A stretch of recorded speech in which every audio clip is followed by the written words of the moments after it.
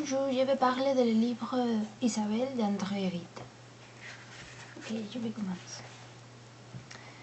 J'ai presque peine à comprendre aujourd'hui l'impatience qui me lance alors vers la vie.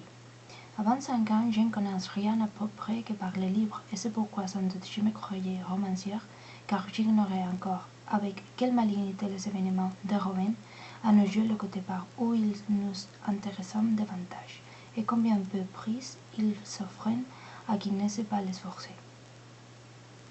Je préparais alors un but de mon doctorat, un texte sur la chronologie des sermons de Bossuet, non que je fusse particulièrement attiré par l'éloquence de la chair. J'avais choisi ce sujet par révérence pour mon vieux maître Albert Denon, dont l'important but de Bossuet achevait précisément de paraître. Aussitôt qu'il connut mon projet d'étude, M. Denon s'offrit à me faciliter les abords. Une de ses plus anciens amis, Benjamin Floss, membre correspondant de l'Académie des inscriptions et belles-lettres, possédait divers documents qui sans doute pourraient me servir en particulier.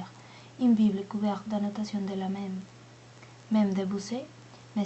Floss s'était retiré depuis une quinzaine d'années à la Carfouche, qu'on appelait plus communément le Carrefour, propriétaire des familles aux environs de Pont-l'Évêque, dont il ne bougeait plus, où il ne se fera un plaisir de me recevoir et de mettre à ma disposition ses papiers, sa bibliothèque et son érudition de M.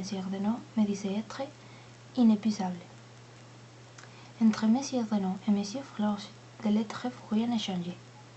Les documents s'annonceront plus nombreux que ne me l'avait d'abord fait espérer mon maître. Il ne fut bientôt plus de question d'une simple visite. C'est un séjour au château de Carfouche que, sur la recommandation de M. Denon, l'amabilité de M. Floss me propose. Bien que son enfant, M. et Mme Floss, n'y vivions pas seuls, quelques mots considérés de M.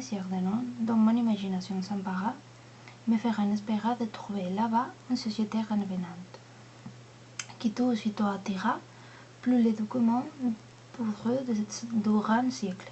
Déjà, ma thèse n'était plus qu'un prétexte. J'entrais dans ce château, non plus en scolaire, mais Nejanov en Balmont. Déjà, je l'ai peuplé d'aventures. La Carfouche, j'ai répété sans même mystérieux. C'est ici, pensais-je, qu'Hercule récite. J'essaie de rester ce qui l'attend sur la ceinture de la vertu. Mais l'autre route, bon, je crois que c'est tout pour le moment. Au revoir.